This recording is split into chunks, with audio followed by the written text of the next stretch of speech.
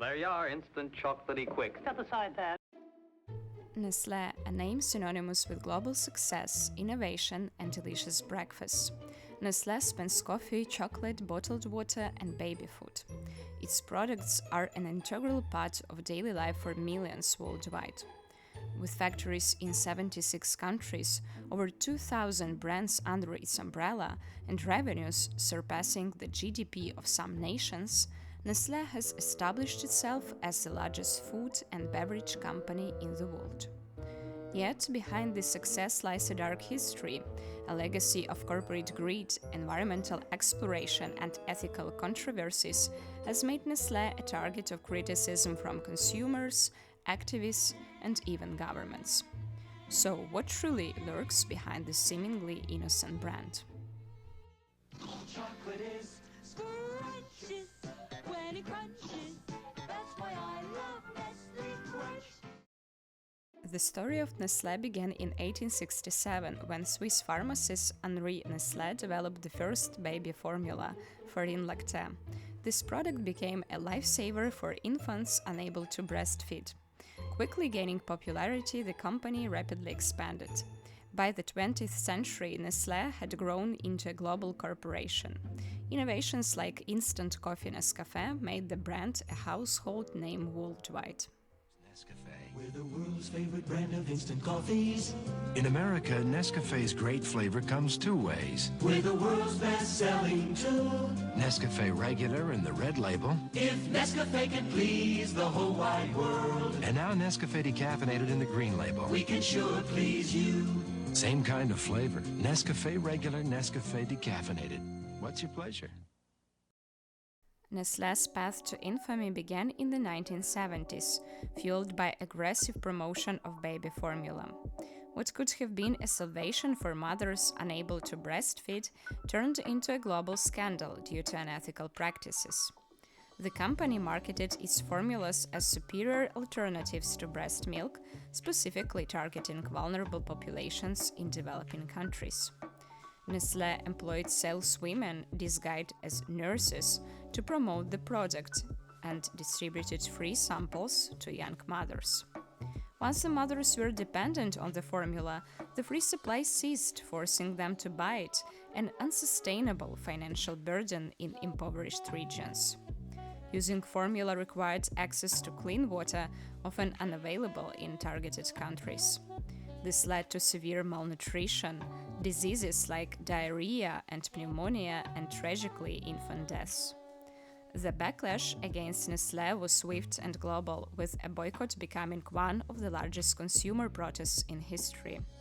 This scandal prompted the World Health Organization, WHO, to introduce the International Code of Marketing of Breast Milk Substitutes in 1981.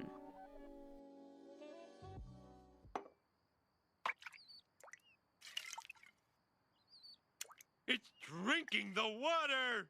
Take it easy, Homer.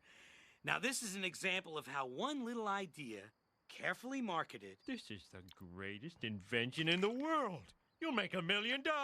No, Homer. Nestlé's controversies didn't stop there. The next issue revolved around water exploitation. Every year, the company extracts billions of liters of water from sources and aquifers, often paying minimal fees, even in water-scarce regions. For example, in drought-stricken California, Nestlé extracted water from the San Bernardino National Forest, paying just $524 annually for the permit.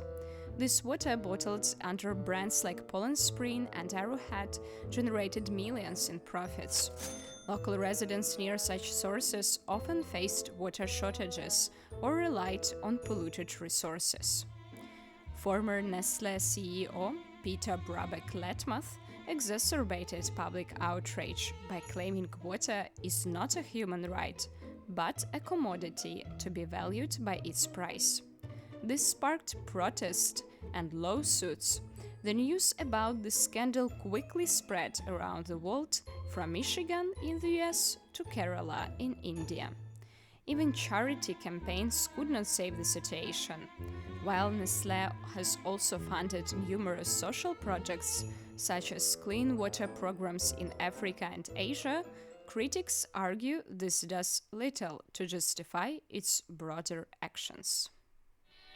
It's so rich and thick and chocolate that you can't drink it slow. If it's quick, do-do-leo. That's the saddest sound I know. What could be worse than water exploitation or scandals over baby formula? Nestlé tarnished its reputation further with another controversy: child labor. Yes, you heard that right. Nestlé's renowned chocolate products from Kit Kat to Milky Bar come at a human cost. West Africa supplies around 70% of the world's cocoa, and the region has long struggled with child labor issues. Investigations reveal children, some as young as 12, working under exploitative conditions on cocoa plantations. Despite commitments to address this issue, Nestlé has been accused for decades of benefiting from such practices. In 2021, former child laborers filed a lawsuit against Nestlé and other chocolate giants in the US, accusing them of complicity in forced labor. Although the case was dismissed on technical grounds, it reignited global outrage. The company launched initiatives like the Nestlé Cocoa Plan to combat child labor, but critics dismiss these efforts as PR strategies rather than genuine change.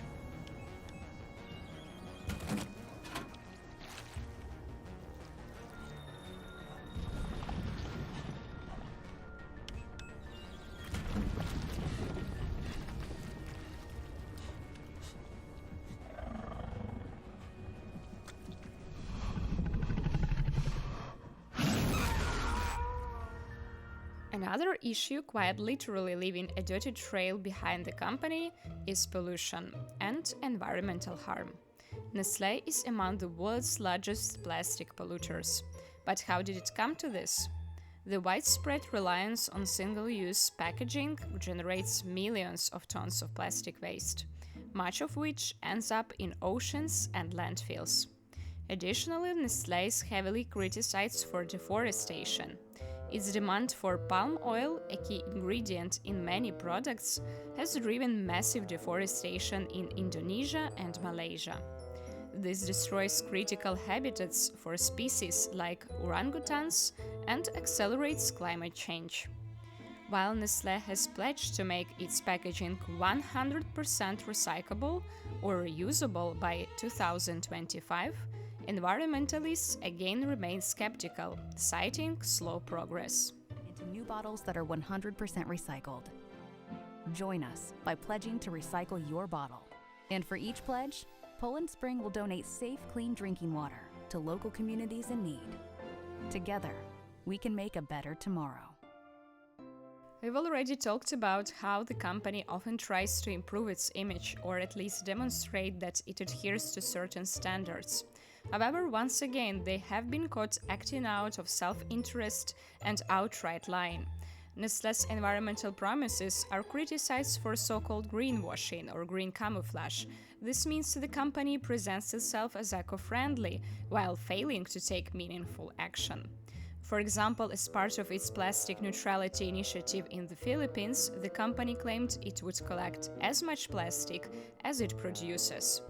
However, critics pointed out that such programs focus more on compensation rather than genuinely reducing plastic production. Nestlé has also advertised carbon-neutral products while continuing to use environmentally harmful practices in its supply chains. In this way, large corporations often attempt to distract consumers while continuing to leave an ecological footprint. I see automation displaces labor in your organization too, Dr. Sloan. Ah, Captain Q. Join me in a glass of delicious chocolate quick, won't you? Thank you, Doctor. I could use some energy. Incidentally, one of those torpedoes you fired at me was circling and... you're sunk. Toodaloo, Captain Q! Some people will do anything to get rich quick. Toodaloo. One might think that despite all these issues, at least the company's products are tasty and healthy, but even here things are not so simple. Although Nestlé presents itself as a leader in health and well-being, its product range often raises concerns. Many of the company's products, especially those sold in developing countries, have been criticized for their high levels of sugar, salt, and unhealthy fats. For example, baby cereals sold in Africa and Asia contain excessive amounts of sugar, raising concerns about childhood obesity and long-term health problems. In 2021, a leaked internal Nestlé report revealed that more than 60% of the company's core product line did not meet international nutritional standards. This raises serious questions about the company's commitment to nutrition and public health. Sweet dreams you can't resist. N-E-S-T-L-E-S. A dream as sweet as this. N-E-S-T-L-E-S. Creamy white, dreamy white. Nestle makes the very best. N-E-S-T-L-E-S. Sweet dreams you can't resist. So, what do we have? The story of Nestlé is one of striking contrasts. On the one hand, it has brought convenience and innovation. On the other, it has left behind a trail of ethical and environmental controversies. There is the exploitation of poverty, child labor, the commodification of human rights and unhealthy products. At the same time, there is also a significant contribution to local economies through job creation. The company makes every effort to restore its reputation by supporting charitable initiatives such as clean water projects and nutrition programs. Despite numerous scandals, Nestlé's economic and political influence remains unmatched. However, this very influence often creates accountability issues, leading to serious violations. Governments, especially in developing countries, often avoid confrontation with Nestlé, fearing economic repercussions. It is more beneficial for them to turn a blind eye to the company's wrongdoings, to keep it in their markets. Unfortunately, this imbalance, along with governments' reluctance to engage in economically unfavorable disputes, allows the company to operate with relative impunity, even in the face of public outrage. So, the question remains open. Will Nestlé implement genuine reforms, or will it continue expanding its empire at the expense of those it claims to serve? As ordinary consumers, we can only hope for the best, but we should watch the company's actions with the utmost caution.